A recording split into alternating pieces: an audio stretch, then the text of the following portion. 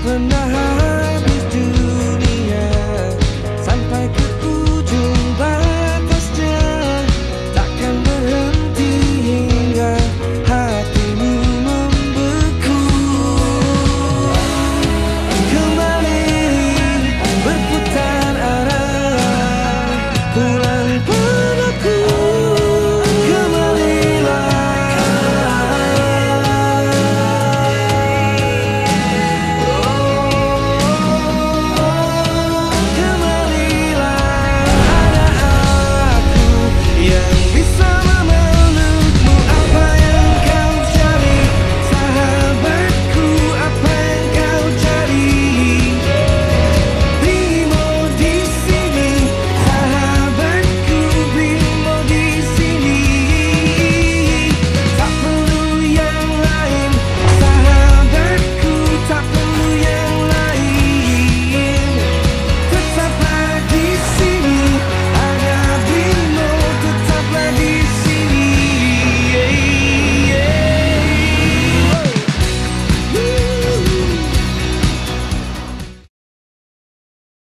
Sarinah menjadi saksi dari perkembangan Indonesia. Sarinah melihat bagaimana masyarakat bertumbuh dan beradaptasi melalui segala tantangan yang hadir. Sarinah terus menjadi sentra aktivitas bagi masyarakat untuk memasarkan inovasi dan produk dalam negeri di jantung ibu kota. Transformasi Sarinah adalah sebuah momen yang dinanti-nantikan masyarakat Indonesia. Sebuah pusat perbelanjaan yang didesain untuk memberikan ruang bagi produk dalam negeri yang telah dikurasi. Pemugaran gedungnya tetap menjaga kelestarian aspek cagar budayanya, namun interior, fasilitas, dan pengalaman berbelanja akan disesuaikan dengan perilaku konsumen masa kini dan masa depan. Sarinah diharapkan menjadi destinasi wajib kunjung bagi wisatawan dalam dan luar negeri. Ruang rumah Sarinah terbagi menjadi 8 buah segmen lantai. Masing-masing ruang tersebut kami beri nama antara lain Pasar Nusantara, Pusaka, Untayan, Kreasi, Hayat, House of Sarinah, Cakrawala, dan Tanah Nusa. Melalui konsep Community Mall, Sarinah memberikan ruang publik yang memiliki elemen historical, urban linkages, urban forest, serta urban living. Kami ingin mengajak Anda untuk menjadi bagian dari semangat baru Sarinah. Semangat yang diwariskan oleh para pendiri bangsa untuk bisa menjadikan Indonesia menjadi salah satu sentral ekonomi dunia. Bersama, mari kita tunjukkan kekayaan karya Nusantara kepada dunia. Sarinah, panggung karya Indonesia.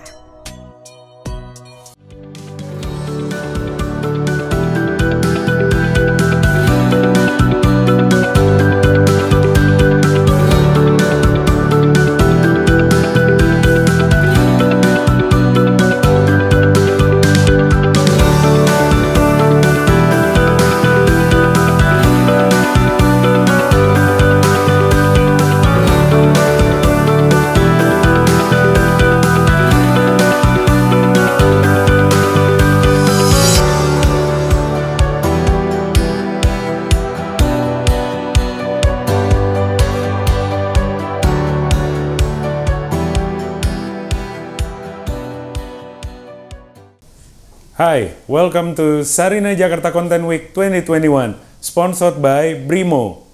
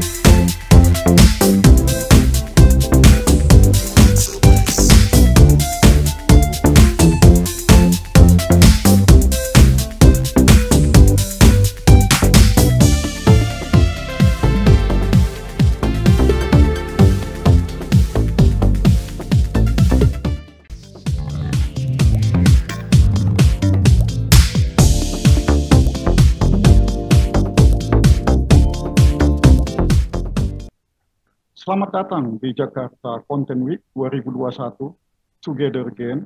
Acara ini merupakan kolaborasi antara Yayasan Pulau Imaji, Yayasan 17.000 Pulau Imaji dan Frankfurter Buchmesse. Kami berharap Anda sekalian dalam kondisi yang baik dan sehat. Terima kasih telah bergabung bersama kami hari ini. Saya sangat bersemangat untuk memulai sesi dalam sesi From Hindia to Hindia bersama Iksaka Banu dan Isna Maripa. Sesi ini didukung oleh Erasmus Reis dan Kedutaan Besar Belanda di Indonesia.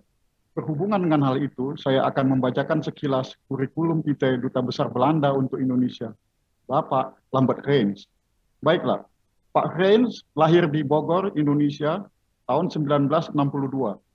Ia mempelajari geografi manusia di Free University Amsterdam.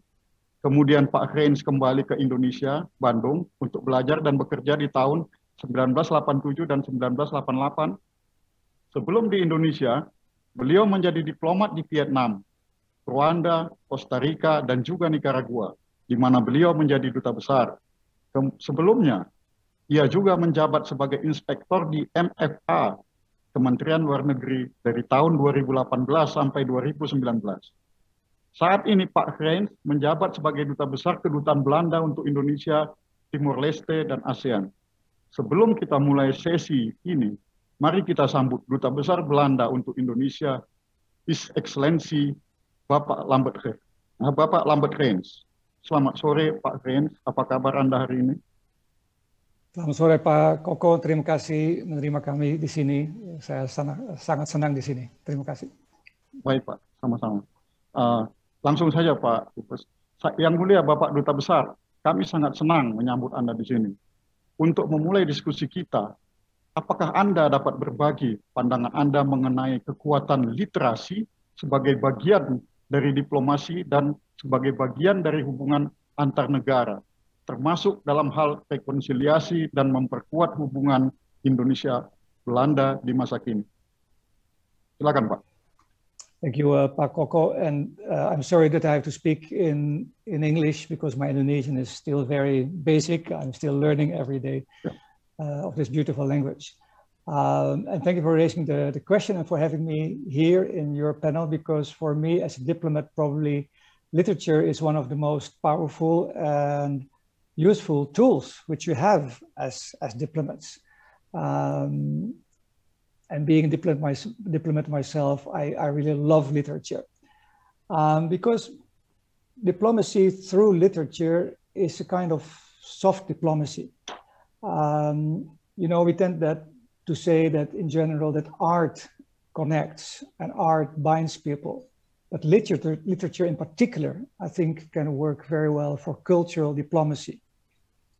And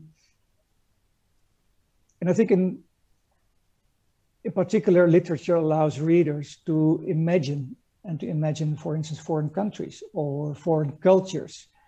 And it serves as a tool to enable people to gain a better understanding of both their own culture and the culture of other people, other countries. Literature can also be can be a tool to express a mood or a sentiment which you cannot always share orally directly by speech. Literature also serves as a source of fantasy.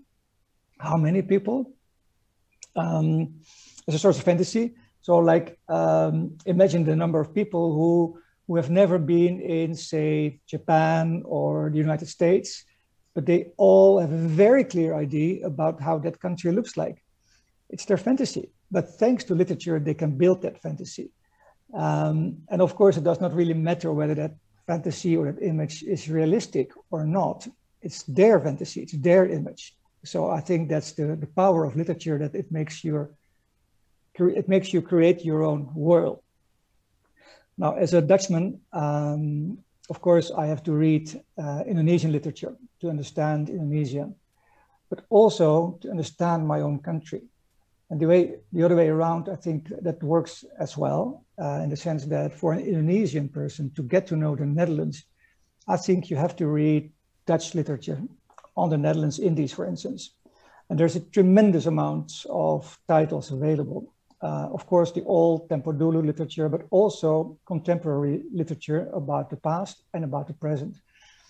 It's amazing to see how many books are being released in the Netherlands every year on the relation between the Netherlands and Indonesia. And I'm speaking about dozens of publications every year again. So, Pak, that's my short, long answer to your question.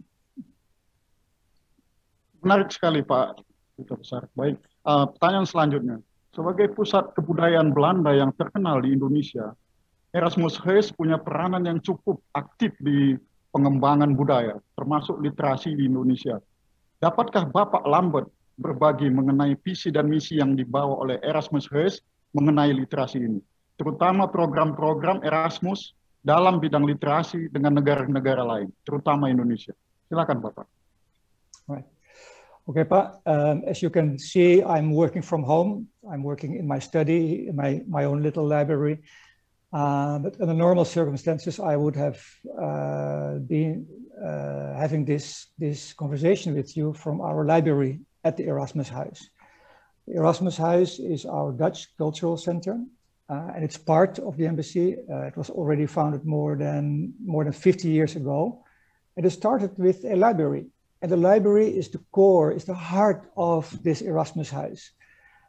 Some of you and of those who are listening and watching this probably have been there already, but it is pretty impressive. It has a collection of more than 18,000 titles, especially well-renowned Dutch literature books, but it also has books which are highlighting the Dutch and Indonesian relationship, the colonial history of the last 250 years.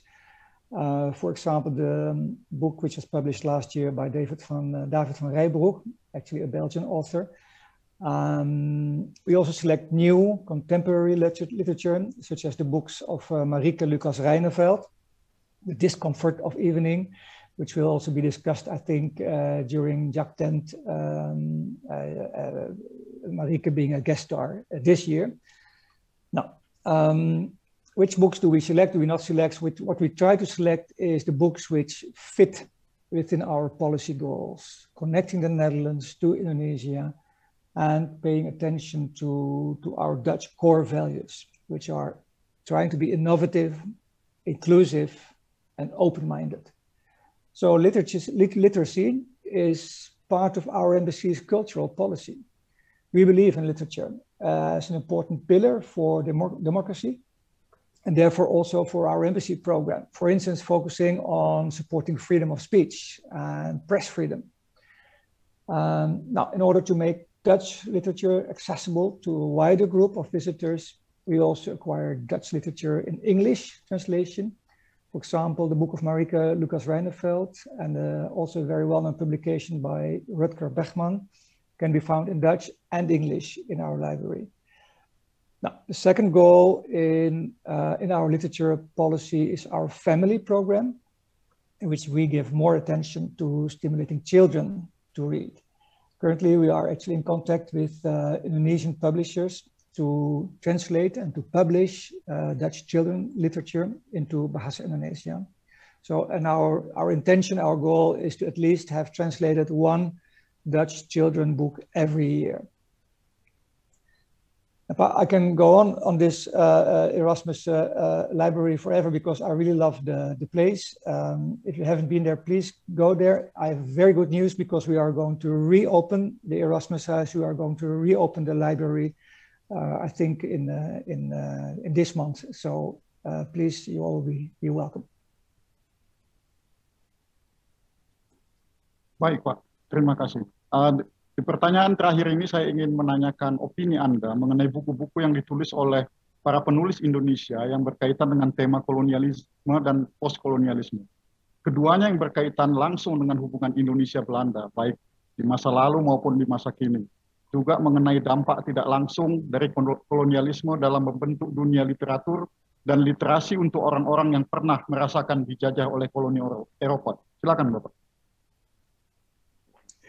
Yes, it's good that you mentioned this, and I have a few general remarks, but I'd also like to say a few words about the book of Pak Iksaka. I don't know whether you want me to immediately start saying some words about that, or keep that for later later occasion.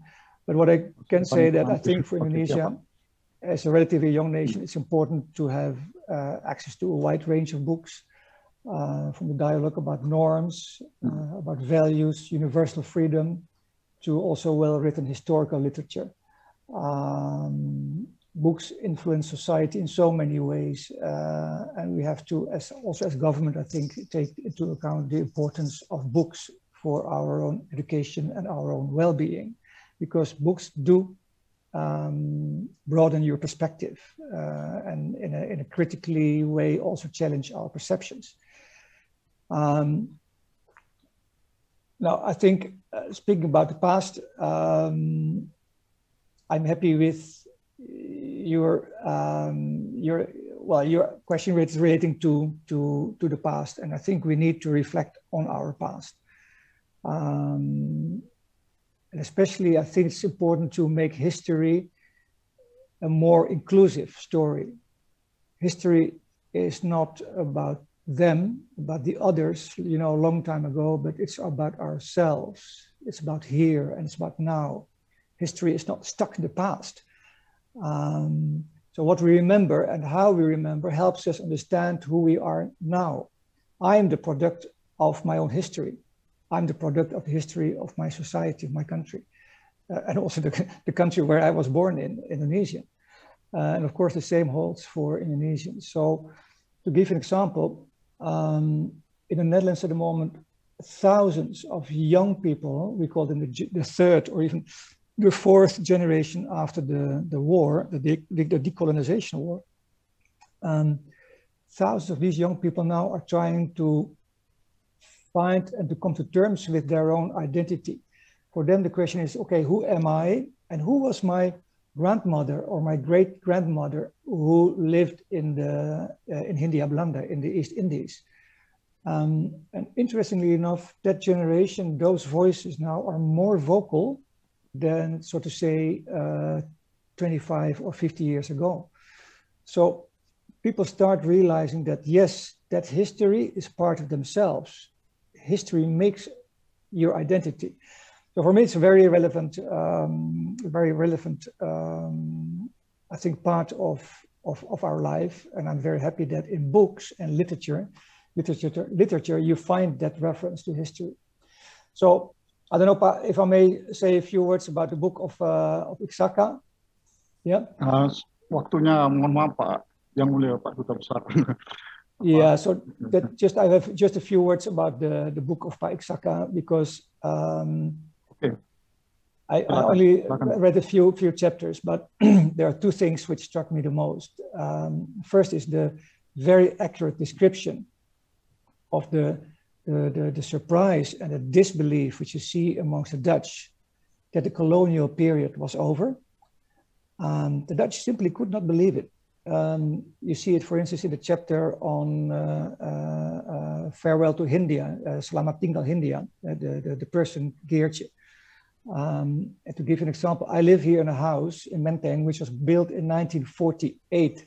Imagine, 1948, they built a huge house like where I'm living now, 1 year before the transfer of sovereignty to Indonesia. The Dutch in Batavia simply couldn't understand, couldn't accept the idea of the end of the colonial era.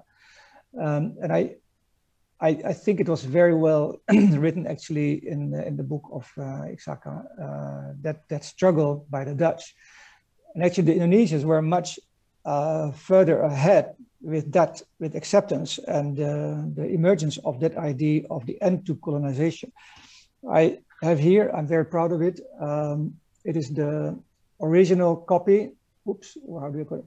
The original copy of the speech by Muhammad Hatta, written in 1928, and it's a beautiful. It's in Dutch. It's beautiful Dutch, and he, I think, in a very smart and eloquent way, already so 20 years before transfer of sovereignty, he already created a world where Indonesia would be free, and he did it in a very respectful way. not how should I say, not taking distance from the Dutch people, but taking distance from the system. That brings me to the second issue, very quickly, Pa. The second theme, which I like very much in the book, is is loyalty.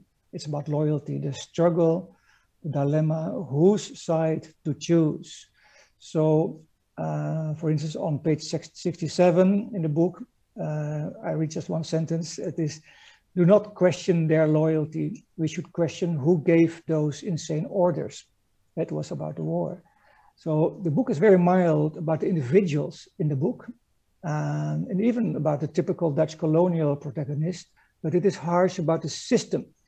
So by doing so, the author shows understanding for the impact which an existing system has on an individual, and our struggle to deal with a system to which you belong with your whole identity, but which you do not necessarily support. In the same story, there's a sentence which says, war ruins everything, including loyalty and affection.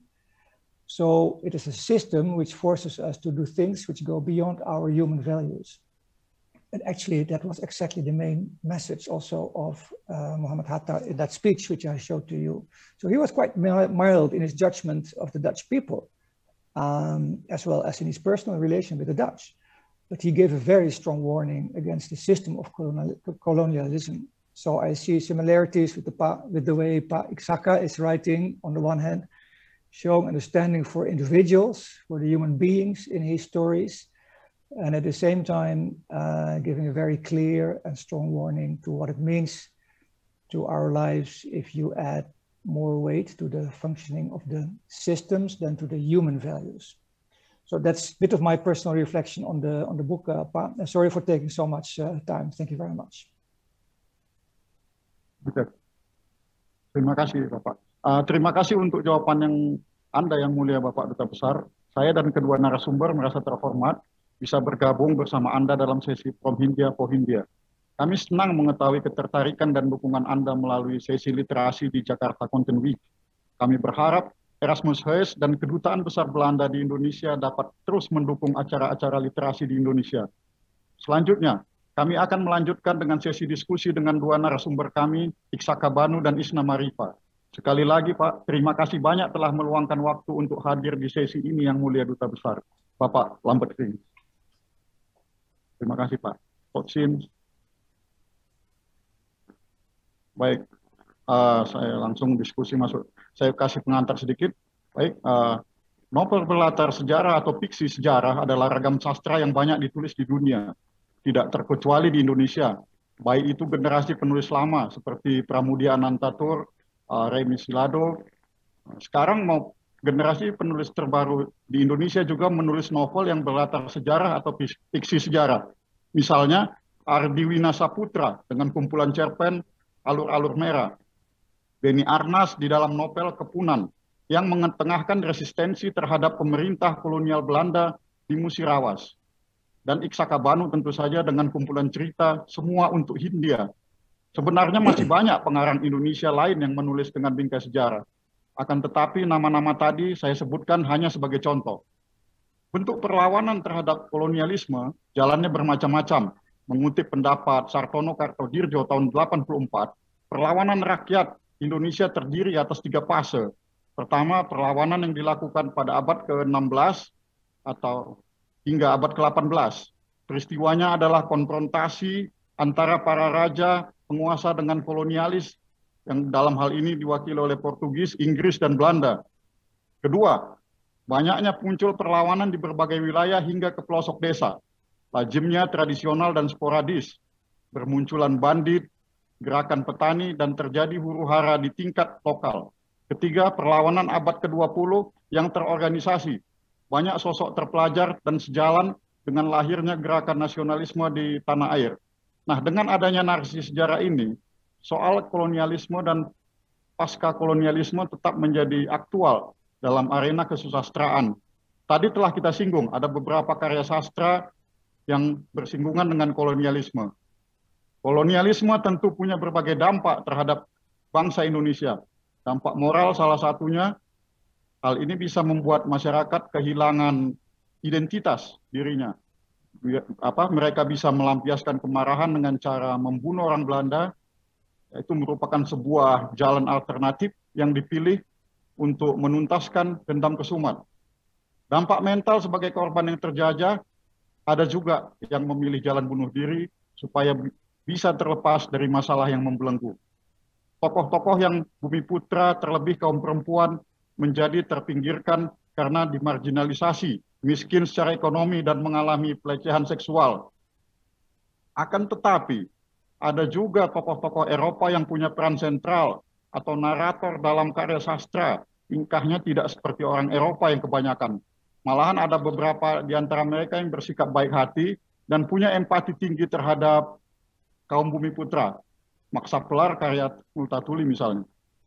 Baiklah, untuk mengetahui hal ini lebih jauh, kita akan mendiskusikan dengan Mbak Isna Maripa dan Mas Sakabanu. Mbak Isna Maripa, sejak mudanya, dia gemar menjelajahi kisah perjalanan manusia.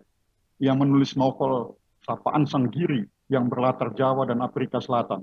Kemudian Mas Sakabanu, yang sebelumnya sudah saya singgung. Buku fiksi terbarunya Teh dan Pengkhianat sangat laris di pasaran. Malahan ia sudah 2 kali mendapat anugerah Kusala Sastra Katulistiwa. Mas Banu juga menulis novel bersama Mas Kurnia Effendi yang judulnya Pangeran dari Timur. Saya akan menyapa Mbak Isna Maripa dulu. Halo Mbak, apa kabar? Sehat ya Mbak? Selamat sore Bung Koko. Baik. Kabar baik. Sekarang, baik ya. Sekarang saya menyapa Mas Sakabanu. Halo Mas, apa kabar? Sehat? Mas Sehat. Sakabanu. Selamat sore Mas Koko. Tapi ini saya kasih kesempatan bicara Mas Banu dulu. Baiklah, untuk melanjutkan diskusi ini lebih jauh, saya akan meminta kepada Mas Sakabanu untuk menguraikan atau menceritakan tentang kedua bukunya terlebih dahulu. Semua untuk India serta Teh dan Pengkhianat. Mas Banu adalah seorang pencerita yang fasih tentang kolonialisme di Indonesia. Silakan Mas. Baik, selamat sore. Semua untuk Hindia dan Teh dan Pengkhianat itu adalah kumpulan cerpen sebetulnya. Masing-masing terdiri dari 13 cerita pendek yang terbit pada tahun 2014 dan 2019. Dan keduanya bercerita tentang zaman kolonial. Dari mulai Belanda datang ke Indonesia, waktu itu belum Indonesia ya, masih Nusantara, tahun 1596, kemudian mereka mengambil kekuasaan di sini, membuat koloni, kemudian mengambil kekayaan alam dari kita, kemudian memerangi beberapa kerajaan, kemudian terlibat dalam perang kemerdekaan, dan akhirnya mereka harus kembali ke Belanda pada tahun 1955 karena repatriasi.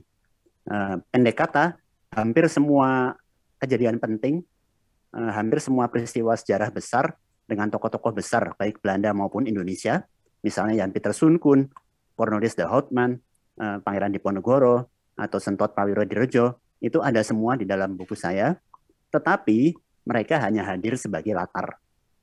Adapun tokoh-tokoh utama saya, atau dalam tanda petik pahlawan dalam buku-buku atau cerpen saya, justru orang-orang marginal, orang-orang kecil, baik Belanda maupun Indonesia, misalnya tukang kuda, tukang roti, kemudian tentara yang pangkatnya rendah, wartawan, yang ada di zaman itu, menjadi saksi di zaman itu, kemudian menerima dampak dari peristiwa bersejarah itu, tetapi mereka orang kecil. Walaupun demikian, dalam buku-buku saya, mereka saya angkat menjadi tokoh penting, sepenting tokoh-tokoh dengan nama-nama besar itu, karena mau tidak mau mereka juga menjadi bagian dari sebuah zaman yang kita sebut zaman kolonial. Kira-kira begitu, Bung Koko. Ada yang mau ditambahkan lagi? Cukup? Ya, saya rasa cukup. Oke, baik. Saya persilakan Mbak Isna Maripa. Tadi kita sudah mendengarkan uraian dan pemikiran Mas Banu tentang bukunya.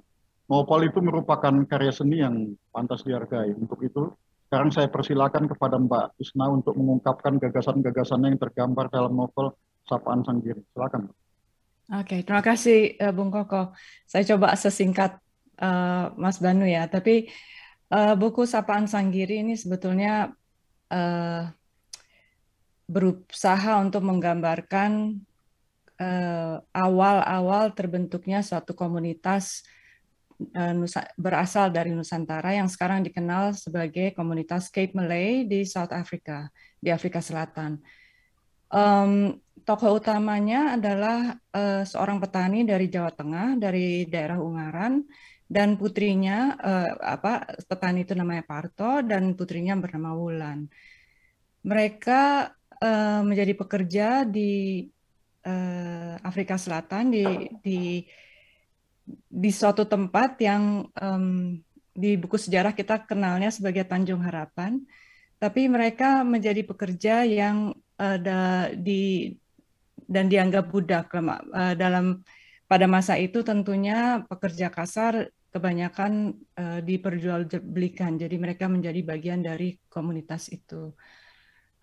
Ceritanya adalah kita kenal Wulan dari kecil di dalam buku itu sampai dia dewasa, kemudian Parto sampai dia meninggal. Jadi rentang waktu 1750-an sampai menjelang akhir abad ke-18 itu. Tapi selain cerita tentang mereka sendiri, sebetulnya buku ini juga menceritakan bagaimana mereka mencoba mempertahankan ajaran-ajaran Jawa, tradisi Jawa di tempat yang asing, di tempat yang jauh, dan dari situ mereka akhirnya bisa berserah diri. Jadi ini ada unsur perkembangan spiritualitas di dalam tokoh-tokohnya. Segitu aja mungkin, terima kasih. Oh, baik, Pak. Terima kasih, Mbak Isma. Baiklah pemirsa, setelah tadi kita dengar paparan kedua pembicara tentang buku mereka, sekarang saatnya kita diskusi. Saya akan bertanya mengenai sisi kolonialisme dan pasca kolonialisme yang ada dalam karya mereka.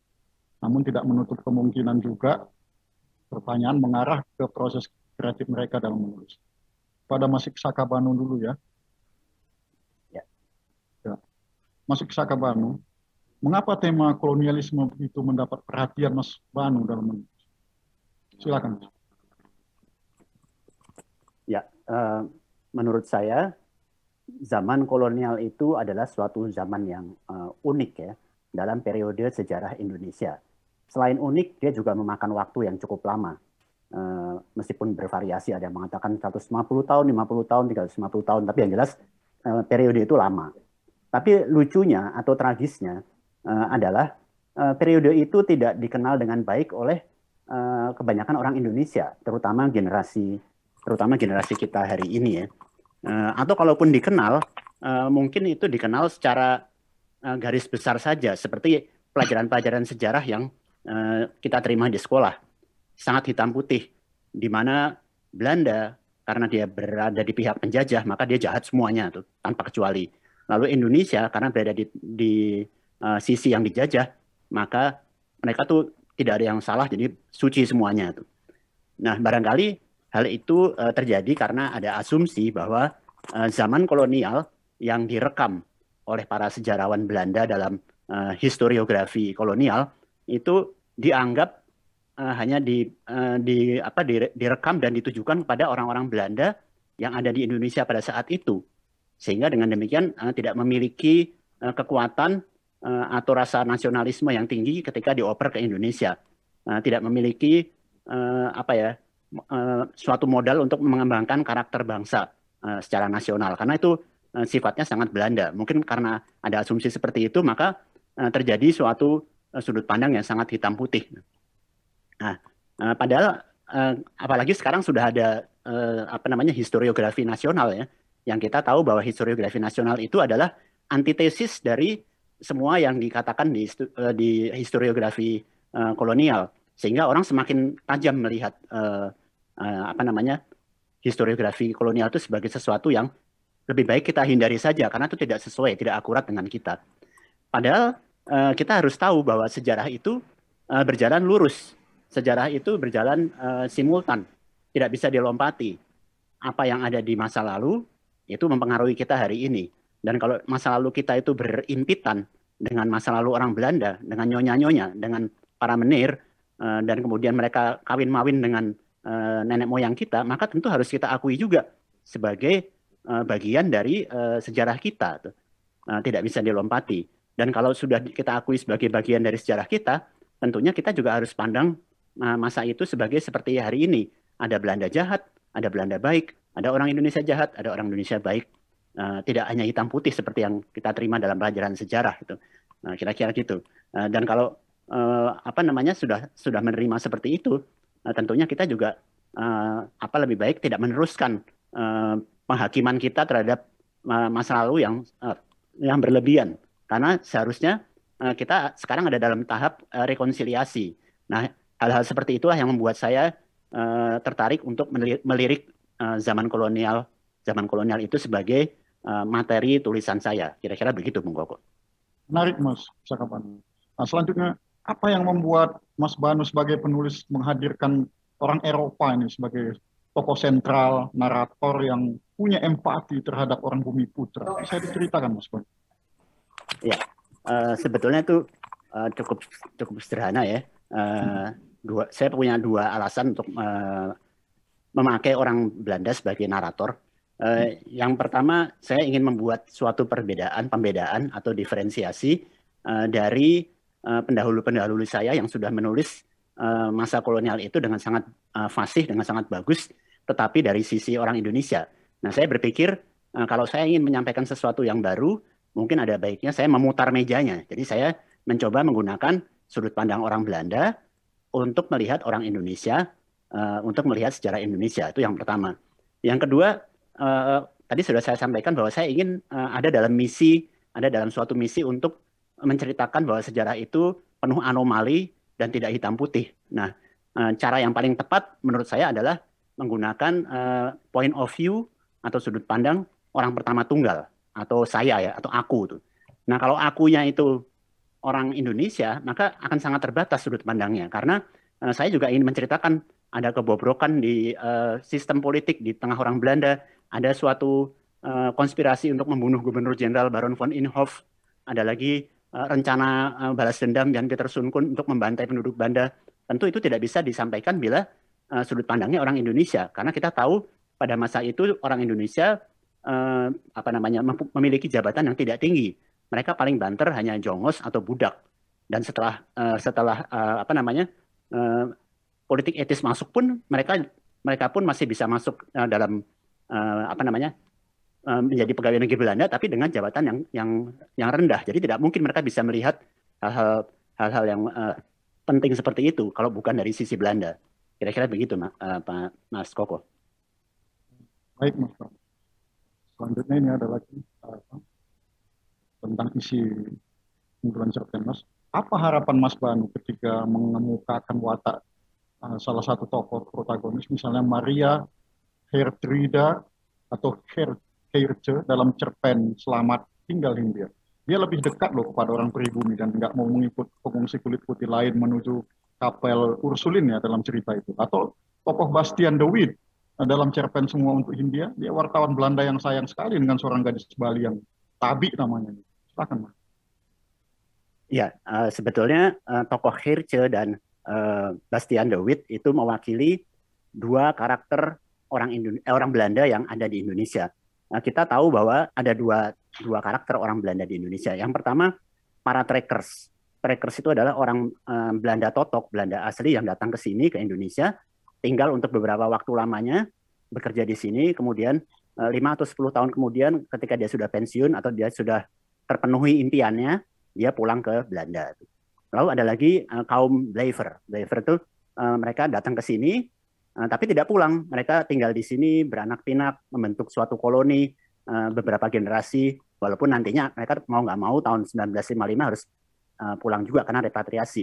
Nah, tapi orang-orang para Blijver ini biasanya, tidak selalu ya, tapi biasanya mereka memiliki suatu perilaku yang lebih Indonesia dibandingkan Belanda, karena tidak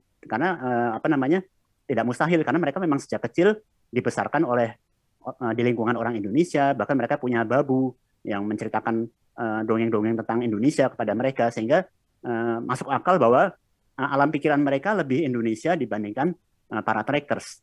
Walaupun tidak selalu seperti itu ya, ada juga Belanda-Belanda yang lahir di sini tapi sombong. Nah, jadi kira-kira si tokoh Herce dan Bastian de Wit yang bersimpati dengan orang Indonesia itu adalah orang-orang yang seperti itu, yang ada di lingkungan seperti itu, dan mereka dicemplungkan dalam suatu situasi yang membuat mereka semakin paham bahwa penjajahan itu tidak baik, dan celakanya penjajahan itu dilakukan oleh orang Belanda, oleh bangsanya sendiri. Makanya mereka bersimpati kepada orang Indonesia. Kira-kira begitu, Bung Koko. Makin menarik ya, tapi saya sekarang mau pindah dulu. Saya masih punya pertanyaan lain, Mas Banu, namun saya mau bertanya dulu sama Mbak Isna. Mbak Isna menulis novel berlatar sejarah pada masa kolonial dan settingnya di Pulau Jawa dan Afrika Selatan. Apa faktor yang mendorong Mbak menghasilkan karya seperti itu? Silakan.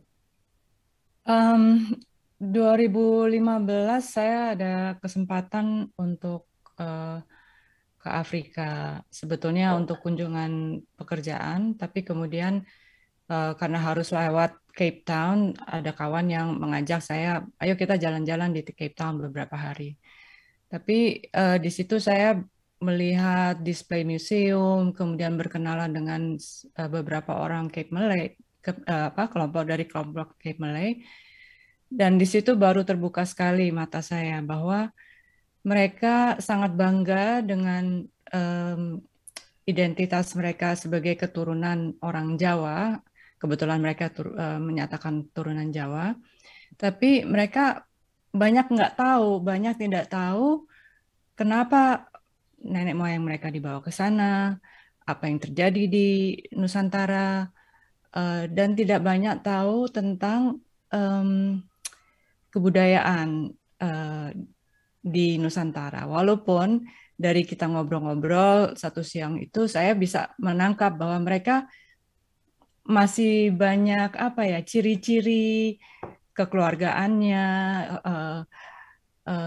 kata-kata, kosakata yang mereka pakai itu banyak yang masih berasal dari Nusantara. Jadi mereka kayak ingin sekali mendambakan suatu gambaran apa yang terjadi di abad 18-19.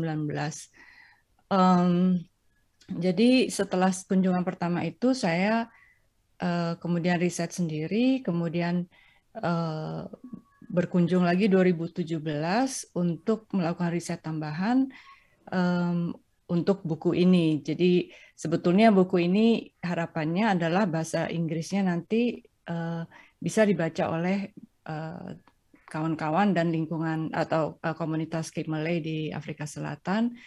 Harapannya adalah mereka sedikit mengenal apa sih yang terjadi, menjawab pertanyaan-pertanyaan mereka mengenai nenek moyang mereka. Menarik, Pak. Oke, selanjutnya kultur budaya di Afrika dan Hindia Belanda ketika itu memang menempatkan relasi laki-laki dan perempuan menjadi subordinat atau tidak setara. Apa pemikiran utama Mbak Isna menciptakan tokoh seperti Wulan yang bertahan dalam kondisi marginal ya dan menumbuhkan sendiri semangatnya untuk bertahan hidup? Persilakan. Oke.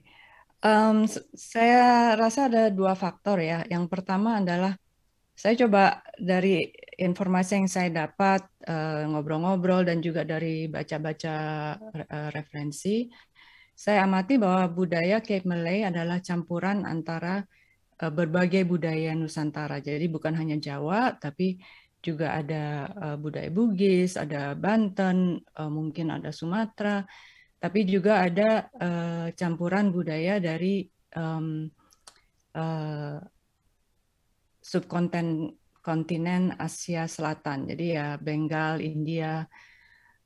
Dan saya merasa bahwa perempuan sangat berperan dalam meneruskan suatu tradisi atau adat istiadat, baik itu dari kata-kata, dari nyanyian, cerita-cerita, dongeng, maupun makanan. Nah, saya nggak akan masuk ke ceritanya ya, karena nanti pada nggak baca lah, nggak ada surprise lagi kalau baca. Tapi pada masa abad 18 pun, perempuan itu rentan sekali pada saat persalinan, sehingga posisi perempuan itu menjadi sesuatu yang menarik untuk digali. Alasan kedua adalah saya percaya bahwa perempuan tidak lebih rendah derajatnya daripada laki-laki. Dan walaupun di masyarakat abad ke-18 pun perempuan memiliki daya untuk mencari solusi atau mencari jalan keluar dari situasi yang dihadapinya. Dan itu tokoh Wulan menggambarkan upaya-upayanya untuk keluar dari kesulitan-kesulitannya. Di situ dalam buku ini saya gambarkan ketangguhannya Wulan, tapi juga kelembutan hati dan upayanya untuk berserah diri. Terima kasih. Baik Mbak, selanjutnya kalau di Nusantara kan ada kontak budaya antara Eropa dengan Bumi Putra itu menghasilkan macam budaya campuran ya, budaya Indis. Apakah di Afrika itu ada juga terdapat kebudayaan seperti itu? Sebenarnya di Afrika jauh lebih kompleks. Jadi ada budaya Eropa tentunya ya, dan Eropa bukan hanya Belanda, karena kemudian datang juga orang-orang dari Prancis, dari Inggris, jadi juga Jerman. Jadi sejarah perkebunan anggur yang sekarang begitu penting untuk ekonomi Afrika Selatan itu sejarahnya adalah pendatang dari Prancis. Dan tentunya melalui cerita ini kita bisa lihat bahwa ada pengaruh dari budaya yang dibawa oleh pekerja maupun tokoh-tokoh perjuangan yang dibuang oleh VOC ke Afrika Selatan.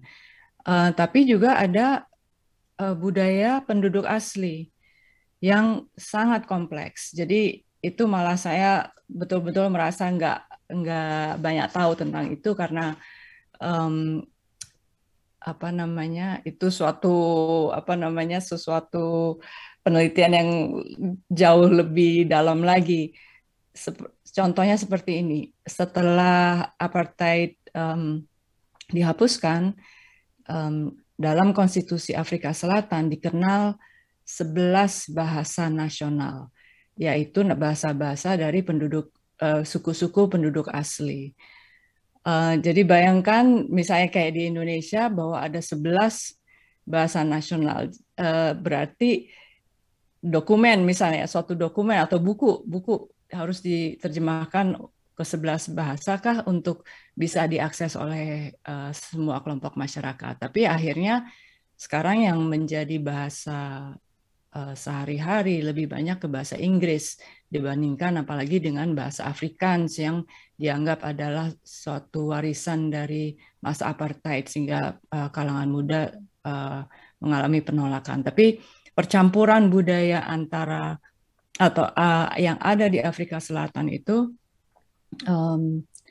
sangat menarik untuk didalami lagi, apalagi kalau kita ingin mencari jejak-jejak budaya Nusantara di sana, karena saya kira itu kalau kita mau runtutkan atau mau runutkan itu mungkin bisa apa sih yang sekarang masih tradisi yang mereka jalankan yang sebetulnya dari Banten misalnya, atau dari Bugis atau dari Jawa, karena pengaruh-pengaruh itu ada, dan dengan penelitian saya yang nggak terlalu lama, saya nggak sampai menyelusuri itu semua, tapi itu mungkin kalau ada orang-orang yang tertarik untuk mendalami akan menarik didalami lagi. Kasih. Saya pindah ke Mas Banu lagi, ini semakin menarik. Wacana lokal Mas Banu itu banyak mendapat porsi dalam karya Mas Banu. Misalnya sosok Rohana Kudus dalam cerpen Belenggu Mas. Kenapa ada sosok-sosok seperti ini Mas Banu dalam cerpen Mas Banu? Bisa ada gitu sosok seperti itu. Ya, yang pertama seperti yang sudah saya sampaikan di awal tadi, saya tidak berusaha menghapus fakta sejarah. Jadi orang-orang itu memang ada, walaupun porsi mereka hanya sepintas ya. Karena kita seperti yang saya sampaikan tadi, sudut pandangnya tetap dari Belanda yang saya pertahankan. Jadi mereka hadir, tetapi hanya sekilas. Tetapi yang sekilas itu pun saya ingin mengatakan ingin menyampaikan kepada pembaca bahwa keliru kalau melihat bahwa zaman kolonial itu semuanya orang tuh miskin, semua orang itu tidak berdaya. Karena tokoh-tokoh seperti Rohana Kudus dan kemudian kita bisa melihat ada Niti Semito ya di novel saya yang lain, kemudian Karaeng Patingaloang itu orang-orang lokal, orang-orang pribumi, tapi mereka punya semangat untuk belajar itu sangat tinggi tuh. Dan itu terjadi pada masa kolonial, suatu masa yang disalahartikan oleh generasi sekarang sebagai masa yang penuh perbudakan, penderitaan, orang berbaju compang-camping, bodoh tuh. Padahal zaman itu pun banyak sekali orang-orang pribumi yang besar, yang kaya ya, besar, kaya dan pinter, itu yang hadir juga di zaman kolonial. Karena memang nyatanya memang zaman itu adalah zaman seperti sekarang kita ini itu. Lepas dari fakta sejarah bahwa ada penjajahan, ada eksploitasi kekayaan, tapi di luar itu ada dunia yang ya biasa-biasa saja seperti kita hari ini itu. Memang posisi-posisi puncak diduduki oleh orang Belanda, tetapi itu bukan berarti bahwa kita semuanya miskin, kita semuanya bodoh. Nah, cerita tentang Rohana Kudus, tentang Karaeng Patingaloang itu saya angkat untuk menunjukkan sisi yang sebelah ini. Gitu kira-kira Bung Koko. Baik, Mas. Ada yang berpendapat karya sastra itu cermin masyarakat. Sejauh mana kebenaran pendapat itu menurut Mas Ban? Nah, ini kita mesti kembali ke ke hakikat sastra dulu ya. Pasti kita sepakat ya bahwa di dalam sastra itu ada tiga hal penting ya, yaitu tiga hal penting dan itu menjiwai sastra. Yang pertama ada unsur edukasi, yang kedua ada unsur relaksasi ya atau hiburan, yang ketiga itu ada panutan moral. Tapi ada unsur keempat, yaitu sastra itu juga menjadi pencatat sejarah yang tekun ya. Tentu saja ini sastra yang kontemporer. Artinya gini, kalau kita membaca cerita Nyai dan ceritanya itu ditulis pada tahun 1902 oleh para jurnalis seperti F. Weger, kemudian macam-macam ya, penulis-penulis atau Daum ya pada masa itu ya. Itu berarti mereka memang merekam keadaan sekitar mereka. Mereka merekam sosial, ekonomi, budaya dan hukum yang ada pada masa itu. Gitu. Jadi kalau ditanyakan apakah sastra itu merekam sejarah pada masanya iya, masanya ya. Tapi tentu tidak berlaku untuk fiksi sejarah seperti yang saya tulis atau yang ditulis oleh Mbak Isna. Karena kita juga memanfaatkan data yang ada pada tahun itu. Jadi kalau ada orang kemudian mempelajari buku kita untuk ditulis sebagai acuan sejarah, tentu tidak betul. Tapi kalau kita mengambil buku sastra kontemporer yang ditulis pada tahun di mana penulisnya hidup, misalnya contoh yang lebih mudah, Ali Topan Anak Jalanan, itu ditulis tahun 70-an dan itu menggambarkan keadaan sosial budaya yang meliputi remaja yang hidup pada masa itu. Maka kalau kita hari ini ingin menulis novel tentang tahun 70-an, mungkin kita bisa melihat itu tuh. Meskipun bukan dianggap sebagai sumber sejarah yang valid ya, tapi kita bisa mengambil semangatnya, cara mereka bicara, gaya mereka bicara, bajunya seperti apa, itu bisa kita ambil. Nah, jadi kalau pertanyaannya apakah merefleksikan sosial budaya atau keadaan pada masa itu, iya. Kalau itu sifatnya kontemporer. Kira-kira seperti itu, Bung Koko. Baik, terima kasih. Langsung aja ke Mbak Isna kembali. Apakah untuk menulis karya selanjutnya Mbak tidak tertarik untuk menuliskan situasi yang kontemporer, misalnya? Oke. Pertanyaan menarik. Mungkin saya balik lagi ke kenapa kita baca novel. Kalau saya baca novel karena saya ingin hanyut dalam suatu cerita, dalam suatu suasana, dan saya ingin hanyut dalam kata-kata yang diciptakan oleh penulis. Dan tentunya saya berharap mendapat sesuatu, apakah itu belajar tentang suatu keadaan atau mendapat informasi yang baru. Nah, sebagai penulis, saya ingin membawa pembaca ikut hanyut dalam dunia yang saya ciptakan. Dan untuk saya, dunia yang beda dari keseharian kontemporer itu lebih menarik. Rasanya sih kurang tertarik untuk menceritakan sesuatu yang mungkin ada unsur apa jalanan macet atau lontaran sosmed gitu. Rasanya kalau dari segi itu saya merasa apa ya, bukan di situ yang saya cari. Mungkin juga faktor umur ya, jadi saya nggak masuk ke situ. Saya malah tertarik untuk mencari ke belakang. Mungkin juga karena secara pribadi ingin memahami lebih jauh, karena saya merasa pelajaran sejarah yang saya dapatkan sangat sempit ya, mungkin di sekolah dulu. Jadi ini sekalian saya menggali gitu hal-hal yang terjadi di belakang hari. Baik, Pak. Dalam teks Sapaan Sanggiri, pembaca akan menjumpai puisi, prosa, dan prosa liris. Kenapa memilih cara menulis seperti itu? Oke. Tokoh Wulan itu muncul dalam 3 fase. Sebagai anak kecil, sebagai orang dewasa, dan kemudian rohnya belakangan ya. Nah, sebagai anak kecil saya menggunakan format puisi karena saya merasa ingin menggambarkan anak yang masih polos ya, masih innocent, dan mungkin penggunaan bahasanya pun juga belum lengkap dengan kalimat-kalimat utuh. Dan mungkin dari satu pemikiran ke pemikiran lain masih lompat-lompat, dia masih bereaksi terhadap apa yang terjadi di sekitarnya.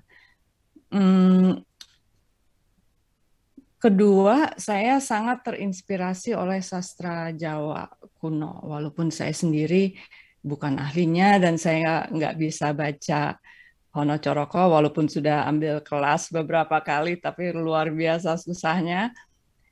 Dan juga tembang Mocopat, saya merasa itu suatu bentuk karya sastra yang sangat indah dan memiliki suatu getaran yang tersendiri. Jadi mungkin ini bisa dibilang suatu upaya untuk memberi tempat atau menghargai karya sastra lama di sastra baru gitu. Mungkin sih itu karena apa ya? Ya saya juga seorang pemula ya dari segi penulisan novel. Jadi saya merasa perlu menampilkan sesuatu yang apa ya? Mungkin kalau prosa sudah banyak yang jago-jago, mungkin saya coba dengan hal ini campuran ini seperti ini. Kasih. Baik, ini pertanyaan tambahan sedikit ya, masing-masing satu pertanyaan, Mbak. Ke Mas Banu dulu, respon pembaca gimana, Mas? Membaca karya Mas, gimana? Ada yang unik atau yang berkesan yang Mas paling ingat gitu? Singkat saja, Mas. Silakan. Iya.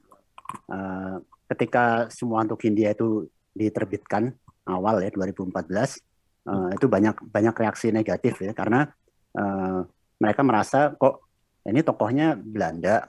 Pertama tokohnya Belanda. Lalu kedua, Belandanya kok nggak jahat.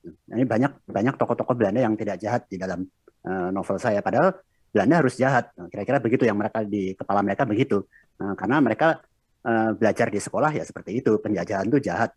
Penjajahan di muka bumi itu apapun bentuknya pasti jahat. Jadi tidak mungkin ada Belanda baik gitu. Nah, itu beberapa kali saya dapat review seperti itu ya di Goodreads. Bahkan ada salah satu yang mengatakan bahwa saya penjilat sepatu Belanda. Jadi white boot liquor ya, white boot liquor. Nah, jadi ya sudah saya terima saja kan, karena memang ini mungkin baru buat mereka ya. Jadi perkara meja sudut pandang itu diputar, memang tidak semua orang bisa menerima mungkin ya. Tapi 5 tahun belakangan ini semakin banyak yang menulis zaman kolonial tuh. Dan rupanya itu membuka mata pembaca bahwa memang ada cerita lain di luar narasi besar Belanda menjajah, Belanda jahat, Belanda kejam gitu. Jadi mereka karena ada cerpen-cerpen itu atau ada ada novel-novel yang mengambil tema kolonial, mereka mulai tergerak untuk membaca lebih dalam tentang sejarah kolonial, dan pada saat itulah tentunya mereka tahu ya bahwa memang ada anomali-anomali sejarah tuh. Misalnya salah satunya ya yang saya selalu sampaikan ke mereka ya kalau ada diskusi, pada zaman kemerdekaan itu, sebelum kemerdekaan itu banyak pelajar kita belajar di Belanda, menuntut ilmu di Belanda. Pada saat yang sama Jerman dikuasai oleh Belanda dikuasai oleh Jerman, oleh Nazi Jerman. Nah itu logikanya harusnya kan pelajar kita yang sedang belajar di Belanda itu harusnya senang karena Belanda bisa dikalahkan oleh Jerman, bahkan dikuasai. Tapi ternyata tidak. Nah, terjadi anomali sejarah di situ bahwa pelajar-pelajar Indonesia sebagian besar bergabung dengan gerakan bawah tanah Belanda yang namanya Verzet. Dan salah satu orang di antaranya yaitu Irawan Suyono itu bahkan harus kehilangan nyawanya karena dia menyelundupkan mesin stensil dan ditembak oleh Jerman. Jadi itu mengejutkan kan. Jadi orang Indonesia belajar di Belanda tapi memihak Belanda. Nah, itu suatu anomali itu. Nah, padahal banyak sekali anomali-anomali seperti itu yang terjadi tapi tidak diceritakan dalam narasi besar pelajaran sejarah. Nah, itulah yang sebetulnya ingin saya sampaikan ke mereka tuh, bahwa ayo kita sama-sama belajar sejarah lagi, kita belajar zaman kolonial, dan ya boleh aja tetap percaya dengan narasi besar itu karena itu memang ada. Kedua belah pihak tuh bisa melihat sendiri, bisa mencatat peristiwa yang sama bahwa penjajahan itu memang ada. Tapi tentu ada cerita lain di luar itu yang perlu kita pelajari juga. Salah satunya mengapa kita perlu mempelajari zaman kolonial supaya kita bisa terhindar dari keburukan-keburukan yang pernah terjadi di masa lalu. Itu kira-kira begitu, Bang Koko.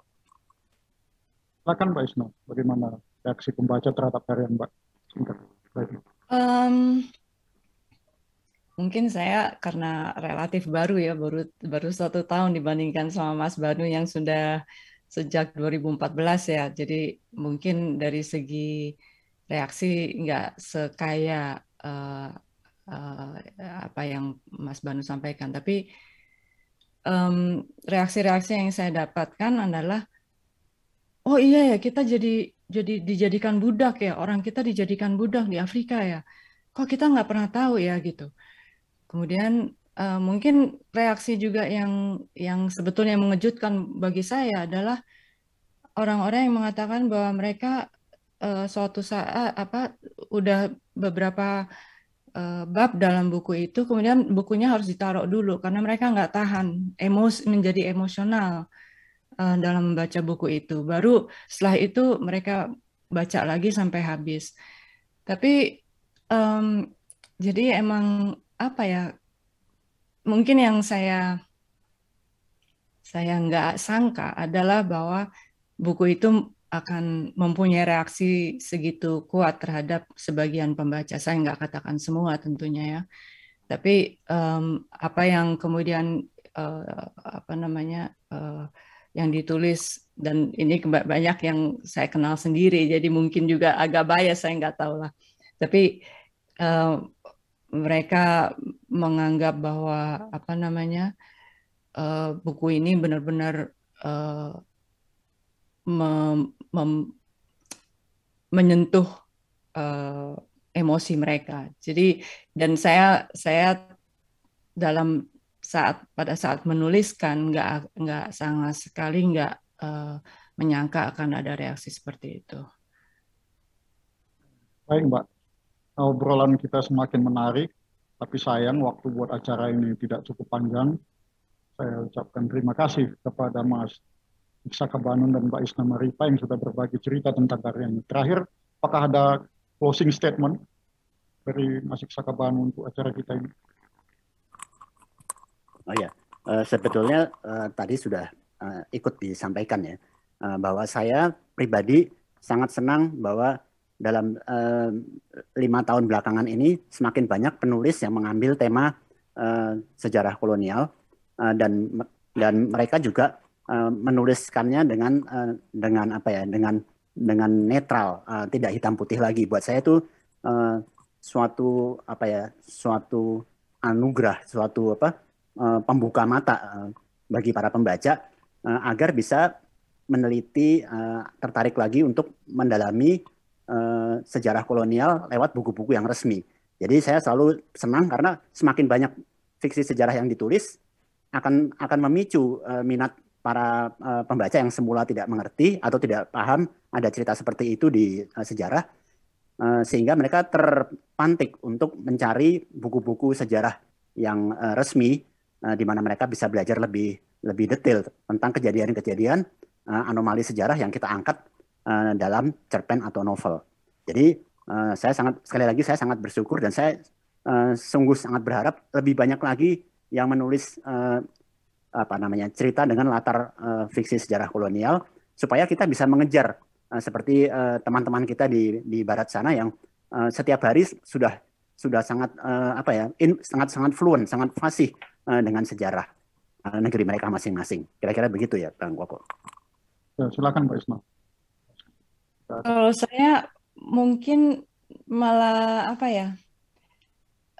tergelitik sama apa yang dikatakan sama Pak Dubes tadi, bahwa Erasmus sangat menghargai literatur sebagai suatu bentuk diplomasi budaya.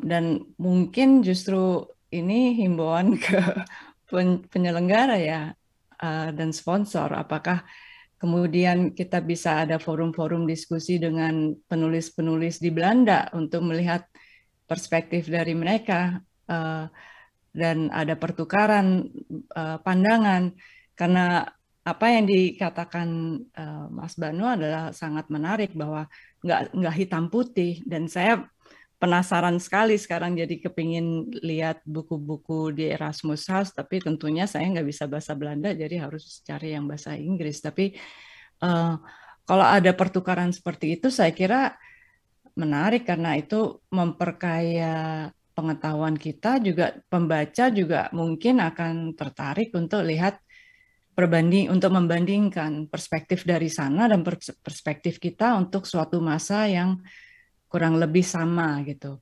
Kayaknya itu menarik deh untuk dilacak. Asik. Baik. Terima kasih sekali lagi Mbak Isna Maripa dan Mas Iksaka Banu. Sampai ketemu lagi di lain waktu dan kesempatan. Salam. Terima kasih Bung Koko. Sampai jumpa. Sampai jumpa. Lain waktu juga Mas Banu. Baik, sebagai kesimpulan, menurut saya Mbak Isna berhasil dia melukiskan kejamnya kolonialisme dengan halus, sehingga novelnya yang penuh dengan kesedihan jadi bermutu. Sedangkan Mas Iksaka Banu lewat kumpulan cerpennya bergema karena bisa mengungkap bermacam-macam persoalan dan watak manusia pada masa kolonial. Gitu. Baik, terima kasih untuk kepada kedua narasumber yang sudah hadir dan memberikan pemikirannya dalam sesi kita ini. Atas nama Jakarta Content Week, Erasmus House, dan Yayasan Lontar, Kurator Litpes 2021, saya Koko Henry Lubis, mengucapkan terima kasih yang mendalam atas peran serta pemirsa sekalian. Barusan kita berdiskusi dengan Mbak Isna Maripa, novelnya Sapaan Sang Diri yang diterbitkan oleh Ombak tahun 2020, dan Mas Iksaka Banu. Dia telah banyak menulis buku fiksi yang berlatar sejarah, antara lain Semua Untuk India yang diterbitkan oleh Perpustakaan Populer Gramedia pada tahun 2014 dan mengalami cetak ulang pada tahun 2018. Kemudian buku Teh dan Pengkhianat yang juga oleh penerbit yang sama pada tahun 2019. Masih ada sejumlah acara menarik lainnya di Litpes dan Jakten 2021. Salah satunya adalah Marike Lucas Reynovel, pemenang International Booker Prize tahun 2020, yang juga didukung kehadirannya oleh Erasmus House. Ikuti acara-acara lainnya dengan login ke www.jakten.com. Pantau pula media sosial Jakten @jakten untuk informasi terbaru seputar Litpes dan Jakten 2021. Jaga kesehatan dan sampai bertemu lagi. Terima kasih. Salam.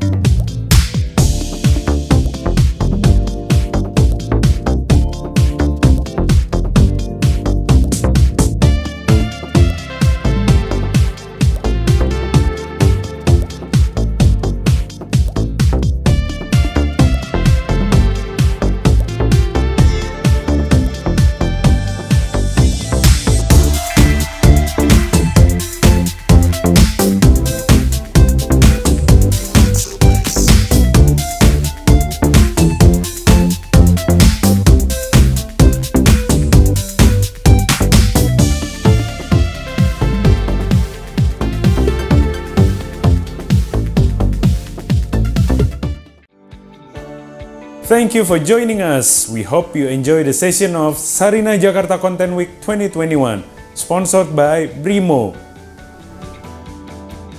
Saat gagasan pendirian Sarinah dicetuskan pada tahun 1962, Bung Karno ingin banyak membuat mercusuar kebangkitan bangsa Indonesia. Sarinah adalah bentuk perwujudan dari kebangkitan ekonomi kerakyatan menuju modernisasi dan internasionalisme. Dari masa ke masa, Sarinah menjadi saksi dari perkembangan Indonesia. Sarinah melihat bagaimana masyarakat bertumbuh dan beradaptasi melalui segala tantangan yang hadir. Sarinah terus menjadi sentra aktivitas bagi masyarakat untuk memasarkan inovasi dan produk dalam negeri di jantung ibu kota. Transformasi Sarinah adalah sebuah momen yang dinanti-nantikan masyarakat Indonesia. Sebuah pusat perbelanjaan yang didesain untuk memberikan ruang bagi produk dalam negeri yang telah dikurasi. Pemugaran gedungnya tetap menjaga kelestarian aspek cagar budayanya, namun interior, fasilitas, dan pengalaman berbelanja akan disesuaikan dengan perilaku konsumen masa kini dan masa depan. Sarinah diharapkan menjadi destinasi wajib kunjung bagi wisatawan dalam dan luar negeri. Ruang rumah Sarinah terbagi menjadi 8 buah segmen lantai. Masing-masing ruang tersebut kami beri nama antara lain Pasar Nusantara, Pusaka, Untayan, Kreasi, Hayat, House of Sarinah, Cakrawala, dan Tanah Nusa. Melalui konsep community mall, Sarinah memberikan ruang publik yang memiliki elemen historical, urban linkages, urban forest, serta urban living. Kami ingin mengajak Anda untuk menjadi bagian dari semangat baru Sarinah. Semangat yang diwariskan oleh para pendiri bangsa untuk bisa menjadikan Indonesia menjadi salah satu sentral ekonomi dunia. Bersama, mari kita tunjukkan kekayaan karya Nusantara kepada dunia. Sarinah, panggung karya Indonesia.